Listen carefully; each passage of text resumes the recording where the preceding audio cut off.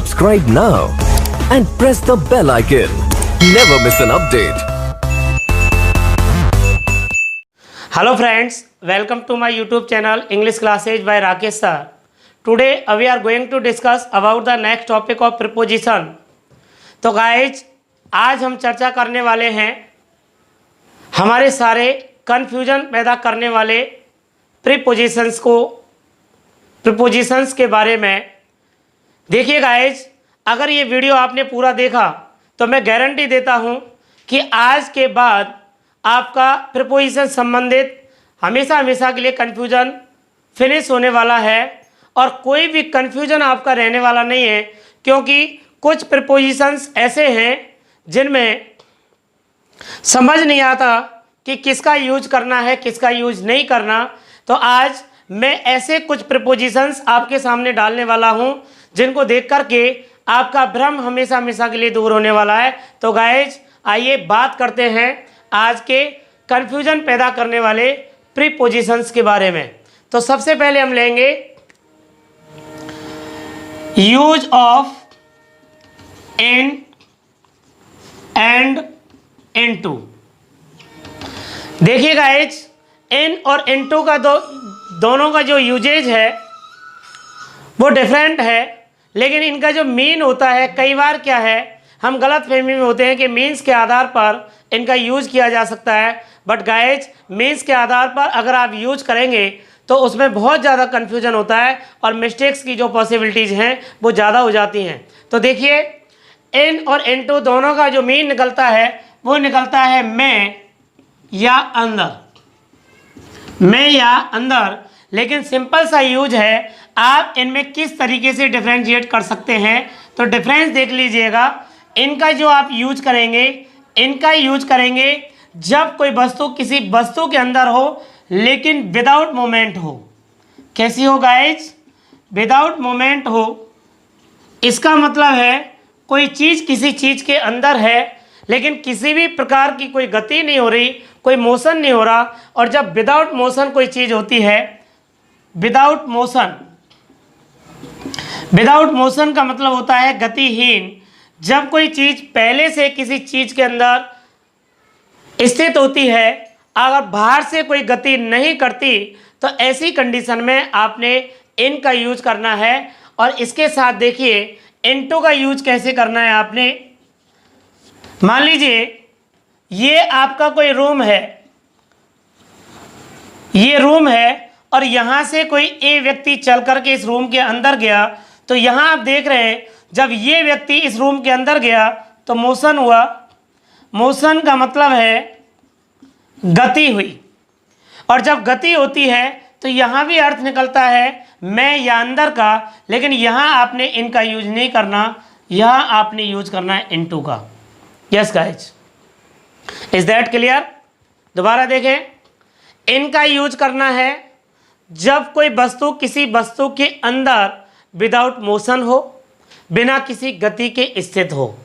और इनटू का यूज करते हैं जब कोई वस्तु किसी वस्तु के अंदर तो है लेकिन उसमें मोशन शो हो रहा है, उसमें गति शो हो रही है, इसलिए we can use as preposition into there. इसलिए हम किसका यूज करेंगे? वहाँ पर इनटू का यूज करेंगे। बाय एग्जाम्पल, उदाहरण देखें, सब कुछ क्लियर होने वाला है। जैसे आई एम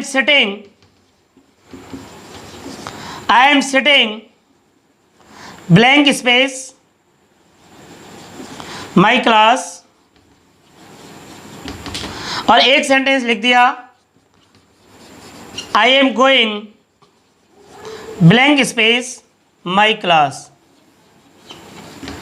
देखिए गाइज, दोनों सेंटेंसेज ऑलमोस्ट सेम है। ऊपर लिखा हुआ है I am sitting blank space my class, और नीचे लिखा हुआ है आई am going blank space my class. देखें, जब ये व्यक्ति इस क्लास के अंदर बैठा हुआ है, तो गाइज बैठा हुआ है, इसका मतलब मोशन नहीं है, गति नहीं है, परमानेंट सिचुएशन है। इसलिए यहाँ पर किसका यूज करना है? इनका यूज करना है। किसका यूज करना है?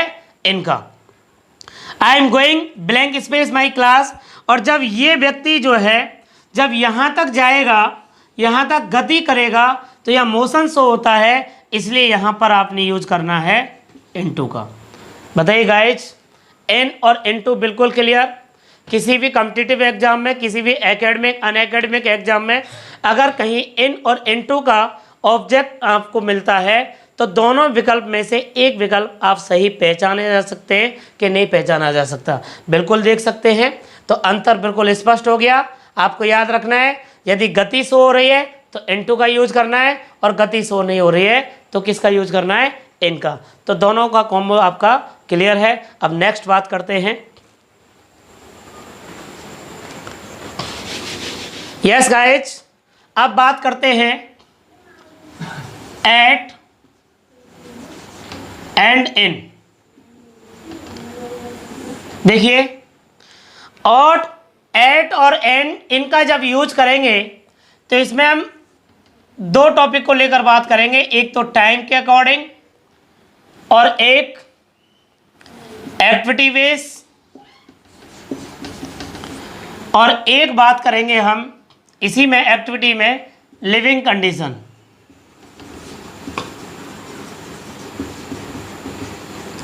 ये पॉइंट जो हमने यहाँ लिखे हैं, टाइम के अकॉर्डिंग आपको एट और इन का यूज कैसे करना है, एक्टिविटी के आधार पर एट और इन का यूज कैसे करना है, और लिविंग कंडीशन में आपको एट और इन का यूज कैसे करना है।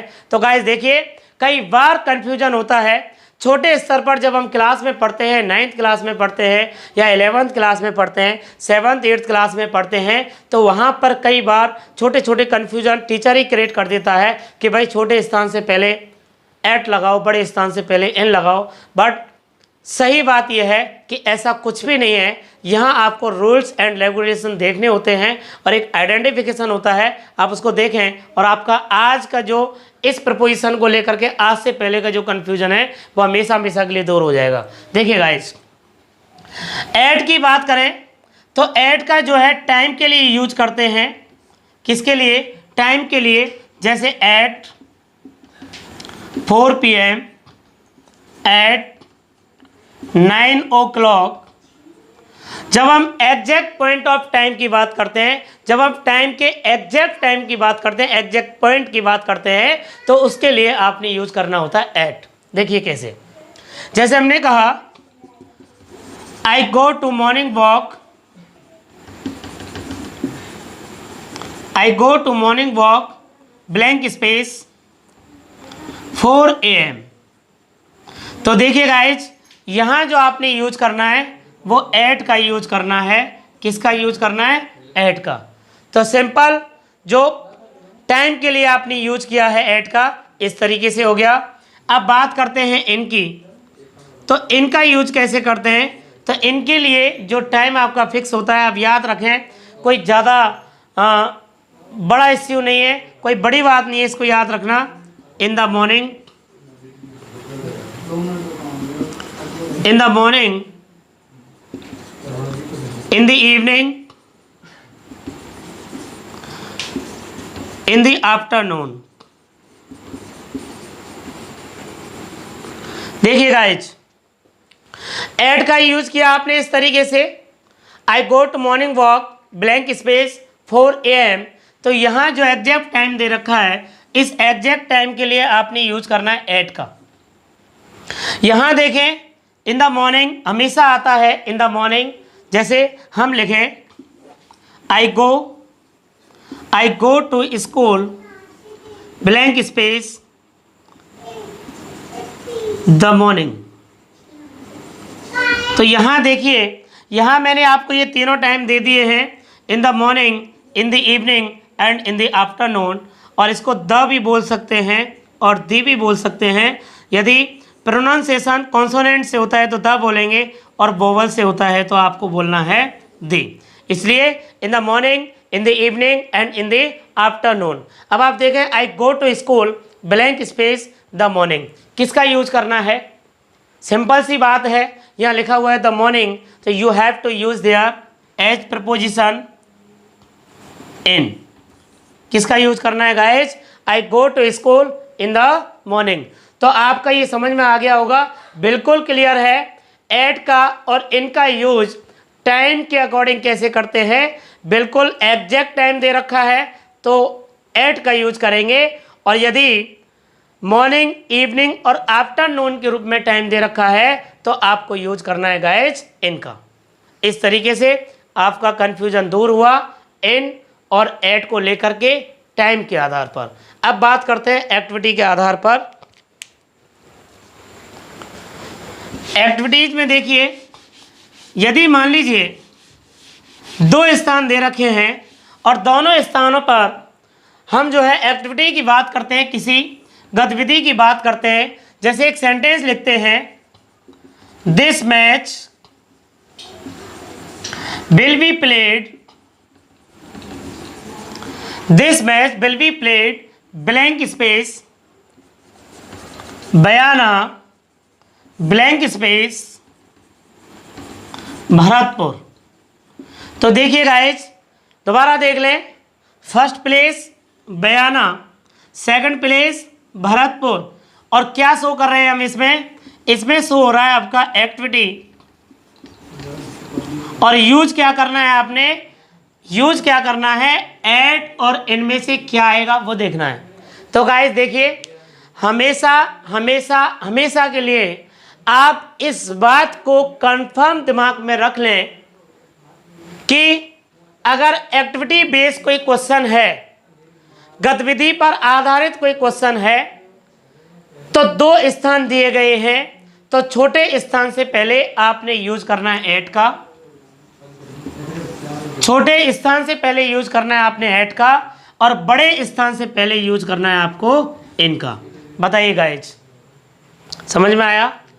एक्टिविटी के आधार पर स्मॉल प्लेस के लिए आपको यूज करना है एट का, और बड़ा कोई स्थान है या बिग प्लेस है तो बिग प्लेस के लिए आपको यूज करना है इनका।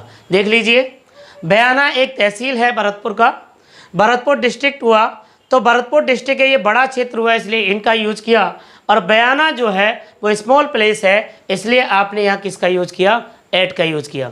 तो गाइज क्लियर है हमारे दोनों यूज, टाइम के आधार पर और एक्टिविटी के आधार पर। अब इसमें जो तीसरा है वो है लिविंग कंडीशन।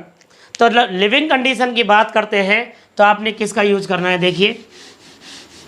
तो गाइज आपका टाइम के अकॉर्डिंग यूजेज क्लियर है और एक्टिविटी के आधार पर भी यूज आपका क्लियर है। अब बात करते हैं लिविंग कंडीशन की। लिविंग कंडीशन का मतलब है अगर रहने की स्थिति शो होती है, जैसे हमने लिखा आई लिव ब्लैंक स्पेस बयाना, दूसरा सेंटेंस लिखा आई लिव ब्लैंक स्पेस बयाना ब्लैंक स्पेस भरतपुर। तो देखिए गाइज, यहाँ आप लिख देंगे इन, क्योंकि यहाँ लिविंग कंडीशन है, रहने की बात की जा रही है। लेकिन यहाँ कंफ्यूजन होता है कई बार, क्या है, ऐसे वो वाला नियम अपने दिमाग में रहता है कि भाई स्मॉल प्लेस है ऐड का यूज करेंगे और बड़ा स्थान है तो इनका यूज करेंगे। यहाँ आपका क्वेश्चन बिल्कुल गलत होने वाला है। आपके जो यूजेज हैं यहाँ इन या एट के, वो आपके बिल्कुल प्रॉपरली गलत हो जाएंगे। आपने क्या करना है, आपको दिमाग में रखना है कि जब लिविंग कंडीशन होती है, लिविंग कंडीशन होती है, रहने की बात करते हैं गाइज, तो स्थान छोटा हो बड़ा हो doesn't matter, you have to use there in and in. दोनों जगह आपको क्या यूज करना है, यहाँ भी इनका यूज करना है, यहाँ भी इनका यूज करना है। अगर सिंगल प्लेस है और लिव दिया हुआ है तो वहाँ भी आपने इनका यूज करना है। तो गाइज एट और इनको लेकर के जो कन्फ्यूजन होता है, और तीनों चीज़ों में होता है, टाइम में, एक्टिविटी में और लिविंग कंडीशन में, वो आपका बिल्कुल क्लियर है। अब बात करते हैं नेक्स्ट प्रपोजिशंस की। यस गाइज, अब नेक्स्ट प्रपोजिशन की बात करते हैं, over and above.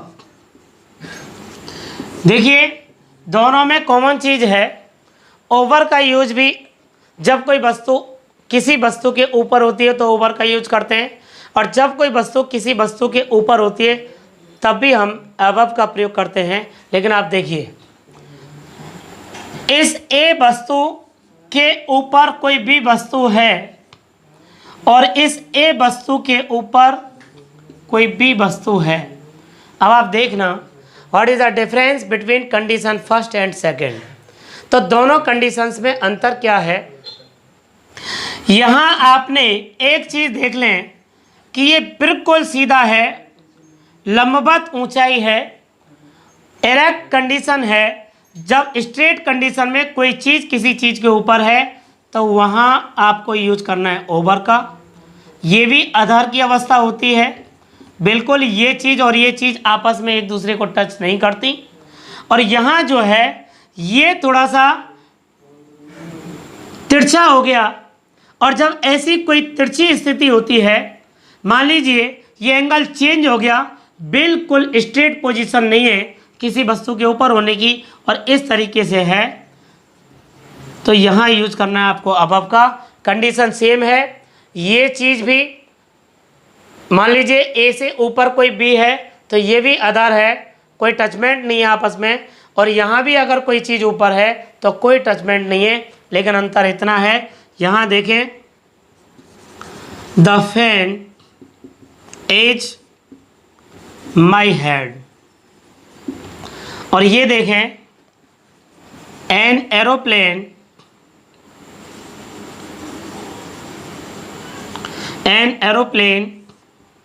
Is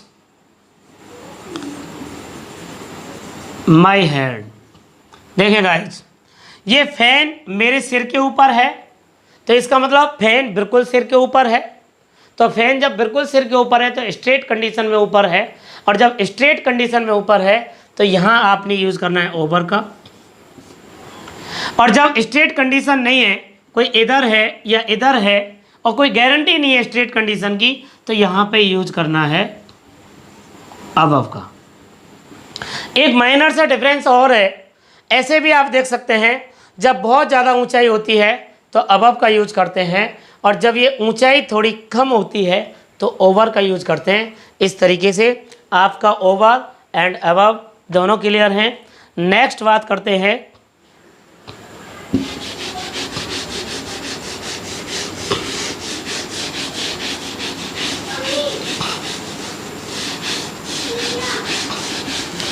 next, देखिए गाइज, बिसाइड एंड बिसाइड्स। देखें आप, इसका मतलब होता है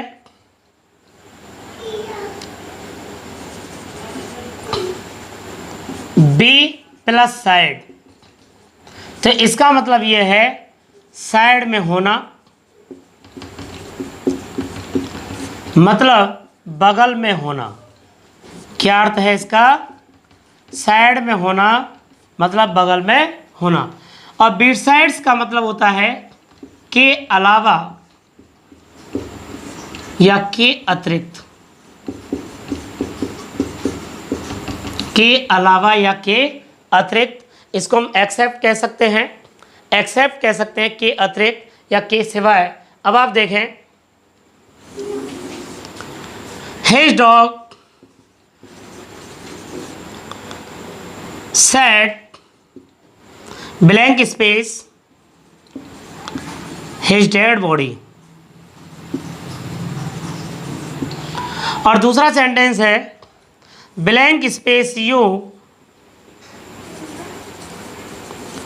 एवरीबडी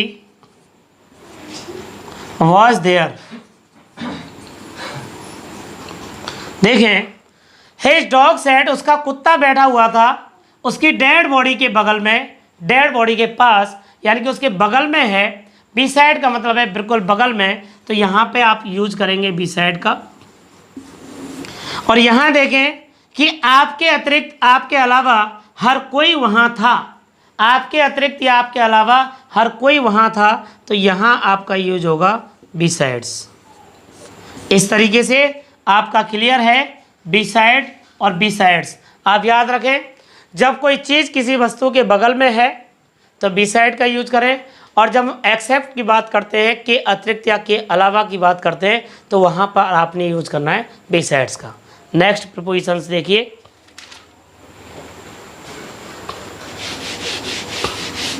यस गाइज, अब बात करते हैं ऑफ एंड फ्रॉम। देखें,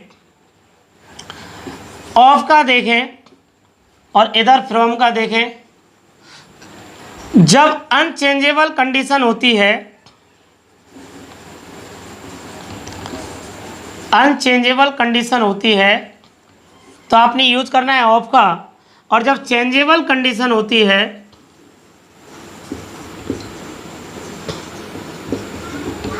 तो आपने यूज करना है फ्रॉम का। देखिए, this building is made blank space bricks and stones. दूसरा लिखा है the butter is made milk. देखें guys, this building is made, यहां आएगा of, the butter is made, यहां आएगा फ्रॉम। कारण ये है कि जब बिल्डिंग बनी नहीं थी तब भी वो ब्रिक्स एंड स्टोन्स ही थे, ईंट और पत्थर ही थे। मकान बनने से पहले भी वो ईंट और पत्थर ही थे, और जब मकान बन गया तब भी वो ईंट और पत्थर कहलाए। इसका मतलब अनचेंजेबल कंडीशन है, कोई बदलाव नहीं हुआ, उसकी बेसिक क्वालिटी वही है। बेसिक जो अपीयरेंस है इसका, ब्रिक्स का और स्टोन्स का, वो अपीयरेंस सेम है। यहाँ देखें आप, the butter is made blank space milk, तो बटर जो बना हुआ है मिल्क से, तो आप बताइए बटर और मिल्क दोनों की क्वालिटी अलग अलग है, दोनों का मूल गुण चेंज है। यहाँ जो मिल्क से बना हुआ है ये, तो आप बताइए मिल्क चेंज हो गया, तो यहाँ चेंजेबल कंडीशन है। इस तरीके से आपको एक शब्द याद रखना है, अनचेंजेबल कंडीशन। जब कोई चीज़ किससे बनी हुई है ऑफ का यूज़ करेंगे। चेंजेबल कंडीशन, जब कोई चीज़ किसी चीज़ से बनी हुई है लेकिन वो बदल गई है, पहले जो चीज़ हुआ करती थी आज वो चीज़ ना होकर के कोई दूसरी चीज़ में परिवर्तित हो गई है, तो वहाँ पर आपने यूज़ करना है फ्रॉम का। यस गाइज, नेक्स्ट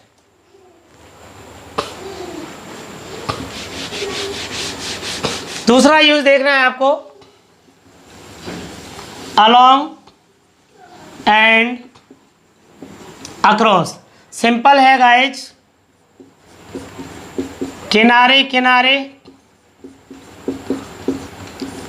या सहारे सहारे,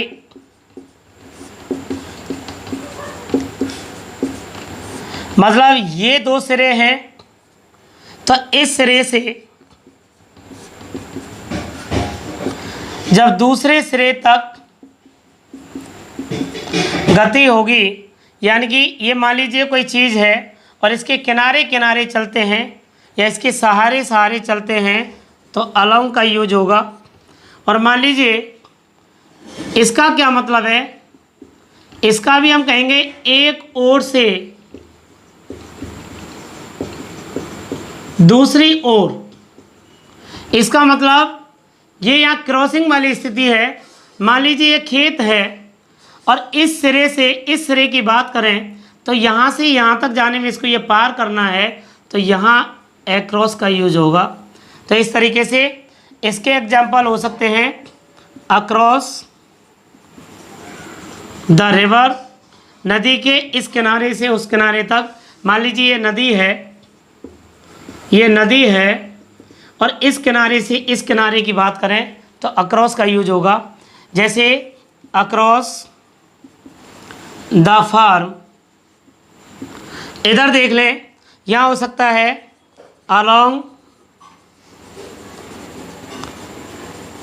द रेलवे लाइन। तो मान लीजिए ये रेलवे लाइन है और जब इसके सहारे सहारे गति करने की बात आएगी तो हम किसका यूज करेंगे, अलोंग का यूज करेंगे।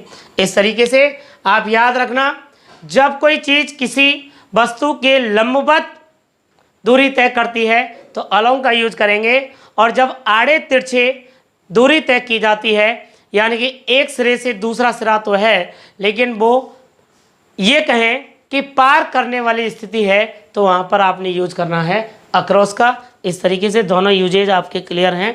अब नेक्स्ट यूज की बात करते हैं। अब बात करते हैं बिटवीन एंड अमंग की। तो आप याद रखें, two and more than two, इसका मतलब है चीज़ें दो भी हो सकती हैं और चीज़ें तीन भी हो सकती हैं और इससे ज़्यादा भी हो सकती हैं। लेकिन यहाँ क्या है, जब इंडिविजुअल बात की जाती है, इंडिविजुअल व्यक्तिगत रूप से बात की जाती है, तो उसके लिए बिटवीन का यूज़ करते हैं। और जब वो इंडिविजुअल नहीं है, पूरे ग्रुप की बात करते हैं, तो उसके लिए अमंग का यूज करते हैं। जैसे एक चीज़ और देख लें, जैसे हम लिखें wife, sister and his son, और इससे पहले ब्लैंक स्पेस है, और यहाँ लिखते हैं ऑल द फैमिली मेंबर्स। तो देखिए गाइज, यहाँ भी ब्लैंक स्पेस है और यहाँ भी ब्लैंक स्पेस है, तो यहाँ आपको अमंग का यूज करना है। क्यों? क्योंकि यहाँ पूरे ग्रुप की बात की जा रही है, और जब पूरे ग्रुप की बात करते हैं तो अमंग की बात की जाती है। और यहाँ ये तीन व्यक्ति हैं और तीनों व्यक्तियों के बीच की बात की जा रही है, तो यहाँ इंडिविजुअली बात की जा रही है, और जब इंडिविजुअली बात करते हैं तो यहाँ पर बिटवीन यूज करते हैं। एक साधारण सा अंतर और अपने दिमाग में रख सकते हैं आप कि अमंग का जब यूज करते हैं तो उसमें एंड की कंडीशन नहीं आती, और जब बिटवीन का यूज करते हैं तो लास्ट वाला जो व्यक्ति होता है या लास्ट वाली कोई वस्तु होती है, तो उससे पहले गाइज एंड का यूज जरूर होता है। एंड इसमें ये कहें कि एंड का फॉलो करना बिटवीन में कंपल्सन है, तो एंड भी इस बिटवीन की पहचान कराता है। अगर आप दोनों में अंतर देखें तो ये एंड एक बहुत बड़ा अंतर क्रिएट करता है। इसलिए इंडिविजुअली डिवाइडेशन की बात की जाए बिटवीन का यूज करते हैं, और पूरे ग्रुप की बात की जाए तो आपने अमंग का यूज करना है। नेक्स्ट देखें, yes guys, to and towards. तो आप याद रखें, टू जो है डेस्टिनेशन को शो करता है, टूवर्ड्स जो है वो डायरेक्शन को शो करता है। क्योंकि कई बार ये कह देते हैं कि टू भी डायरेक्शन को शो करता है, लेकिन गाइज वो टूवर्ड्स जो है डेस्टिनेशन को शो नहीं करता। जैसे हम लिखें I am going to my office, तो ऑफिस क्या हो गया, ये ऑफिस डेस्टिनेशन है, इसलिए आपने किसका यूज किया, टू का यूज किया। अब आप देखें टूवर्ड्स का प्रयोग, ही केम ब्लैंक स्पेस मी, तो यहाँ ये डायरेक्शन है वह मेरी तरफ आया, तो यहाँ आपने यूज करना है टूवर्ड्स का। तो क्लियर है गाइज, टू का यूज करना है डेस्टिनेशन के लिए और टूवर्ड्स का यूज करना है डायरेक्शन के लिए। अब नेक्स्ट यूज की बात करते हैं। देखिए गाइज, अब बात करते हैं बाय एंड नियर की। तो बाय की बात करें, जैसे दो सेंटेंस लिखते हैं डायरेक्ट, आप देखना, I live blank space the sea, और यहां लिखा है my house is blank space the sea. देखिए गाइज, मैं सी के पास रहता हूँ, समुद्र के पास रहता हूँ, मेरा घर समुद्र के पास है। आप देखिए, अगर मिनिमम मैक्सिमम 4-5 किलोमीटर की दूरी होती है, 4-5 किलोमीटर की दूरी होती है, तो हम उसके लिए यूज करते हैं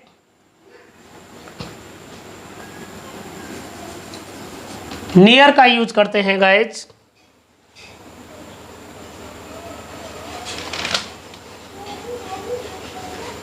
और यदि वो यूज जो है आपका माई हाउस नज़दीकी दूरी कम हो जाती है, अब जैसे देखिए, इसको मैं ऐसे भी एक्सप्लेन कर सकते हैं कि मेरे घर से समुद्र दिखाई दे रहा है या समुद्र से मेरा घर दिखाई दे रहा है, इसकी दूरी कम है, ये क्या है, बगल में है, ये क्या है, बगल में है, इसलिए हमने बाई का यूज़ किया। और इसकी दूरी थोड़ी सी ज़्यादा है लेकिन है पास ही, तो इसलिए हमने नियर का यूज़ किया। इस तरीके से गाइज आपके सारे यूजेज बिल्कुल क्लियर हैं और यही वो प्रपोजिशंस हैं जिनमें छोटा छोटा अंतर होने की वजह से हमें बहुत ज़्यादा कन्फ्यूजन होता है।